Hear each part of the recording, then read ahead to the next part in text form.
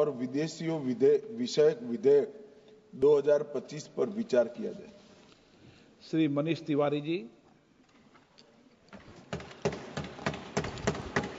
अध्यक्ष जी, आपका बहुत बहुत धन्यवाद कि अप्रवासन और विदेशियों से संबंधित जो ये विधेयक है उस पे आपने मुझे बोलने का अवसर दिया।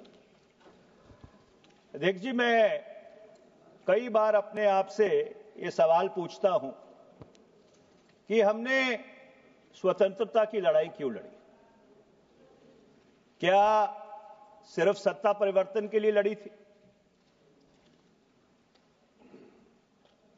वो लड़ाई इसलिए लड़ी गई थी क्योंकि हम एक ऐसे समाज का, एक ऐसे देश का निर्माण करना चाहते थे जो कुछ मूल्यों के ऊपर, कुछ असूलों के ऊपर आधारित हो।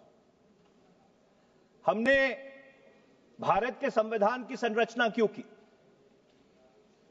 भारत के संविधान की संरचना इसलिए की कि उसमें अपने नागरिकों को और बाकी लोगों को कुछ ऐसे मौलिक अधिकार दिए जाएं जो एक डिग्निटी से अपनी जिंदगी जीने के लिए अति आवश्यक है।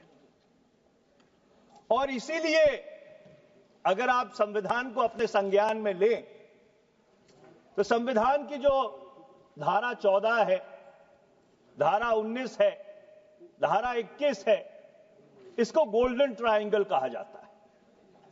It is called the golden triangle of rights.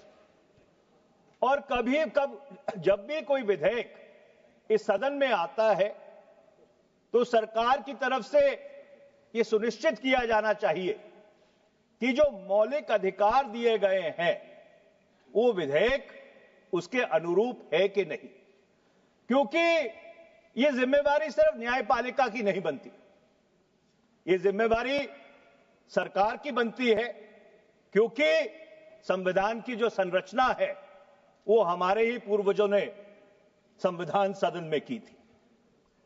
मैं इस बात से बिल्कुल इत्तेफाक रखता हूं कि विदेशियों के आगमन को नियंत्रित करना, घुसपैठ को रोकना बहुत जरूरी है, पर उसके साथ साथ कानून में जो नागरिक अधिकार हैं और जो राष्ट्रीय सुरक्षा है और उससे जुड़ी हुई दंडपालिका है, उसमें एक नियंत्रण और एक संयम बहुत जरूरी है।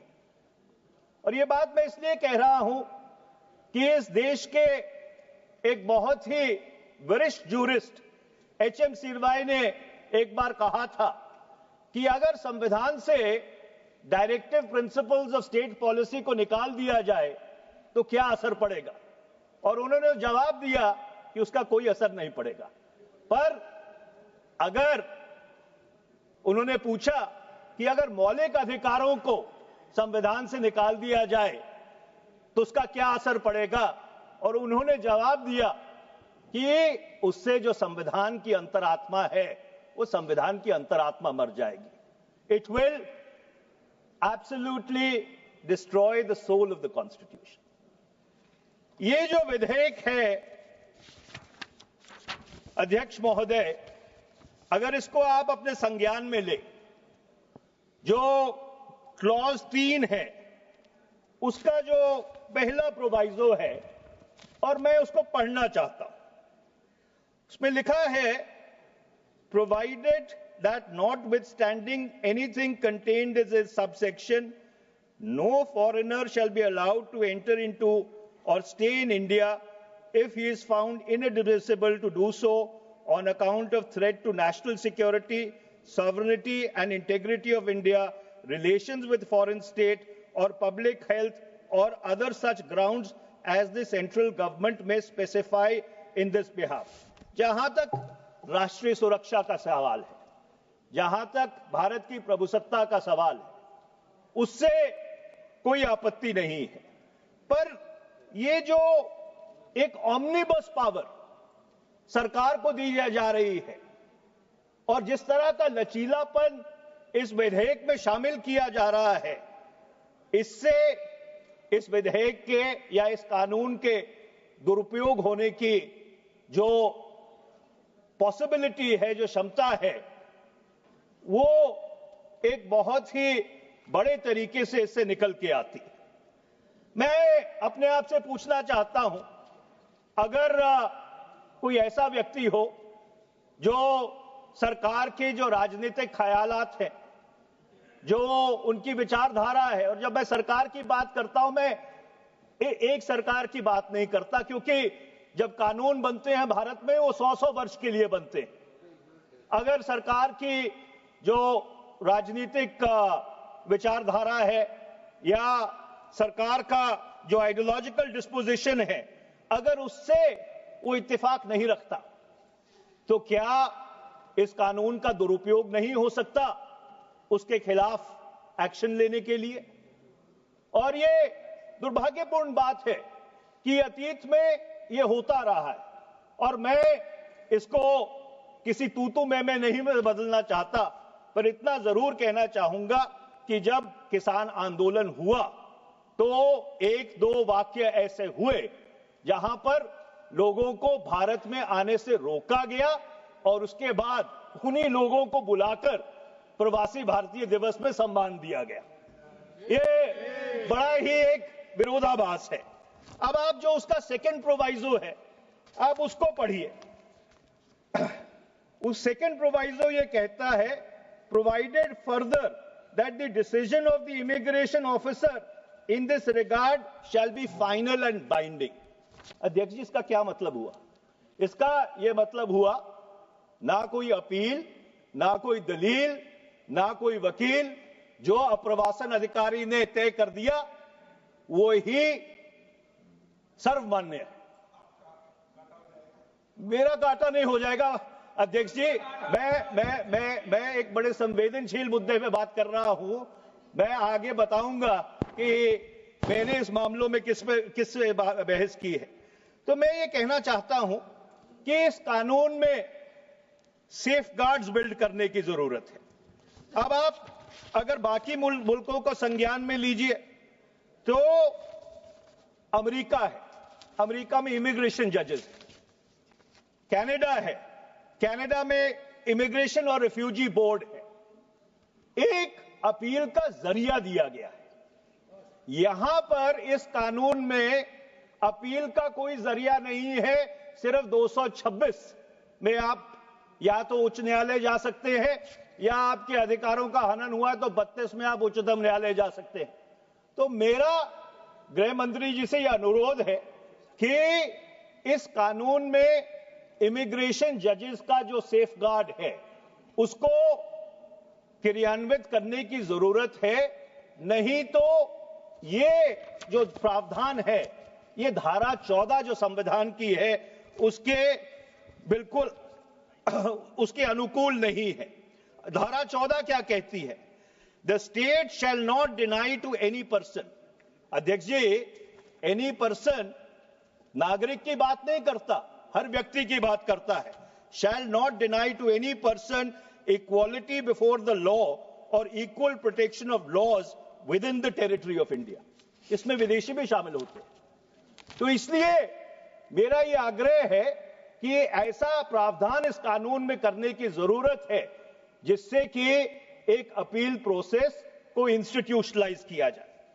अब आप इसी कानून की क्लॉज 3 धारा 4 पे आते हैं। क्लॉज 3 सब क्लॉज 4 की जो अप्रवासन अधिकारी है उसको ये अख्तियार है कि वो डैमेज्ड पासपोर्ट को सीज कर ले। अब कहीं पर इस चीज का विवरण नहीं है कि डैमेज पासपोर्ट क्या है।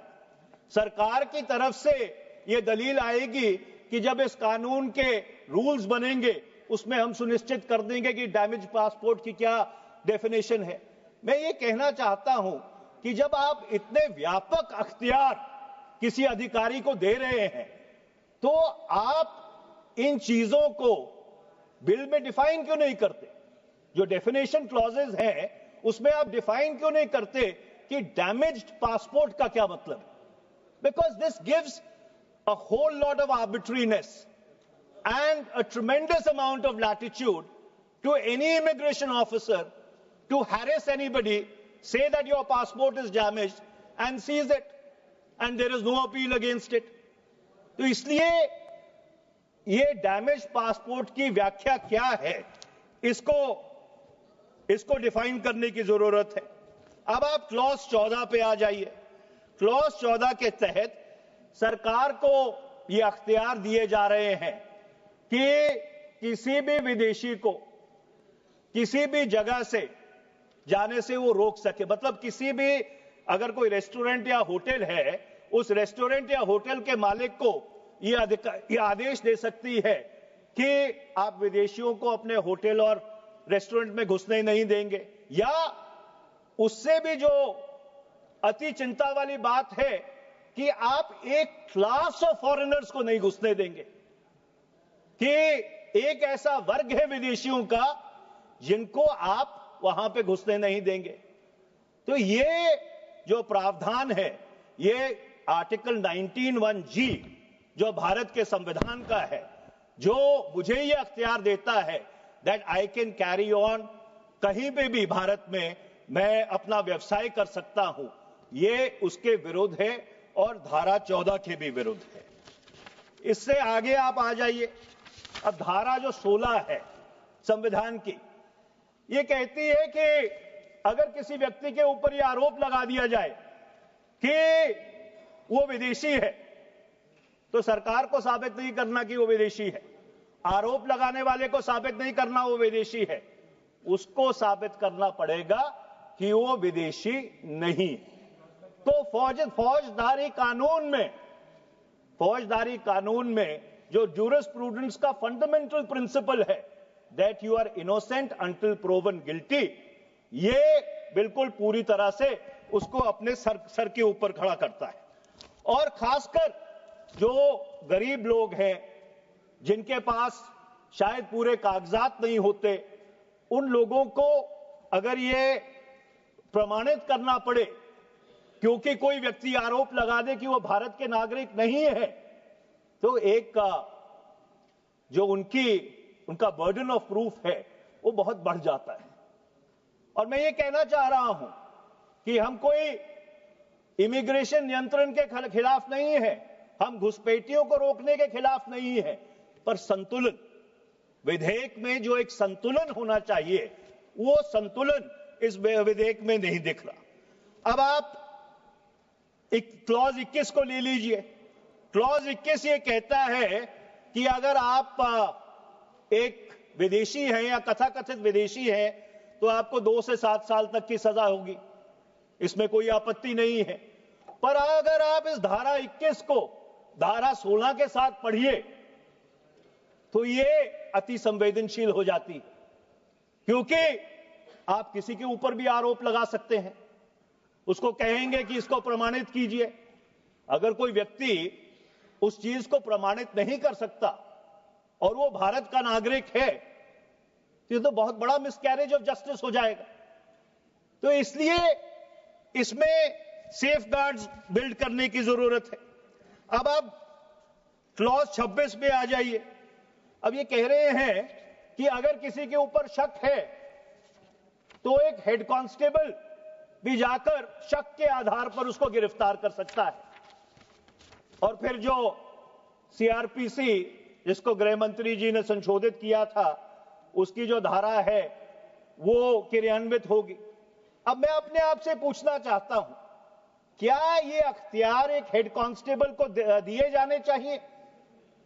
ये अख्तियार एटलीस्ट एक इंस्पेक्टर लेवल के अफसर को दिए जाने चाहिए, जिससे इसका जो क्रियान्वयन है वो एक जिम्मेवारी से हो। अब आप क्लॉज 29 पे आ जाइए कि अगर आपने कोई वीजा कंडीशन की वायलेशन कर दी तो आपको उठा के बाहर फेंक दिया जाएगा। और अध्यक्ष जी, मैं बताना चाहता हूं, ये उच्चतम न्यायालय के जो कानून है उसके विरुद्ध है। Hasan Ali Rehani versus Union of India 2006 का केस है, उसमें मैं खुद ही पेश हुआ था। उसमें सर्बनंदा सोनोवाल का जो केस है, उससे सुप्रीम कोर्ट ने गाइडलाइंस उठाकर कि किस तरह से किसी व्यक्ति को डिपोर्ट किया जाना चाहिए, उसका क्या ड्यू प्रोसेस होना चाहिए, उसका विवरण दिया है। और ये जो धारा है, ये International Covenant of Civil and Political Rights, उसकी धारा 13 के विरुद्ध है। जो आपके प्रिंसिपल ऑफ रिफाउलमेंट है, नॉन रिफाउलमेंट, उसके विरुद्ध है। और आखिर में यह कहना चाहूंगा कि ये जो क्लॉज 33 है, इसका भी सिलेक्टिव एप्लीकेशन है कि आप ये कहते हैं कि ये कानून कुछ विदेशियों पर तो लागू होगा, पर अगर सरकार चाहेगी तो कुछ विदेशियों पर लागू नहीं होगा। ये किस तरह की एक आर्बिट्री अनब्राइडल्ड पावर सरकार अपने आप को दे रही है कि एक कानून है, अगर वो कानून बनाया गया है, ये संसद पारित करेगी तो सबके ऊपर लागू होना चाहिए। ये ऐसे कौन से एक्सेप्शंस और कार्व आउट्स हैं कि एक किस्म के विदेशियों पे लागू होगा और अगर सरकार नहीं चाहेगी तो दूसरे किस्म के विदेशियों पे लागू नहीं होगा। गौरव गोगोई जी मेरे को उंगली दिखा रहे थे कि 2 मिनट मेरे रह गए हैं, नहीं तो मैं इस विधेयक में इस तरह के और काफी जो खामियां हैं उसको सदन के समक्ष रख सकता हूं। मेरा गृह मंत्री जी से अनुरोध है, और जैसे मैंने पहले कहा, ना कोई विदेशियों को नियंत्रित करने के खिलाफ है, ना अप्रवस्थान या घुसपैठियों को रोका जाए उसके खिलाफ है, पर संतुलन जरूरी है। तो इसलिए इस कानून को एक संयुक्त संसदीय समिति में भेज देना चाहिए, जिससे कि इसका क्लॉज बाय क्लॉज ठीक तरह से निरीक्षण हो जाए और जब ये सदन में वापस आए, एक ऐसा सुदृढ़ कानून जो इस संतुलन को बनाए, वो कानून ये सदन पारित करे। आपका बहुत बहुत धन्यवाद अध्यक्ष जी, आपने बहुत। मनीष जी, मैंने नहीं रोका है, आपके नेता ने रोका है। आपने नाम भी लिया है, श्रीमती अपरिजिता सारंगी। Thank you, Speaker, sir.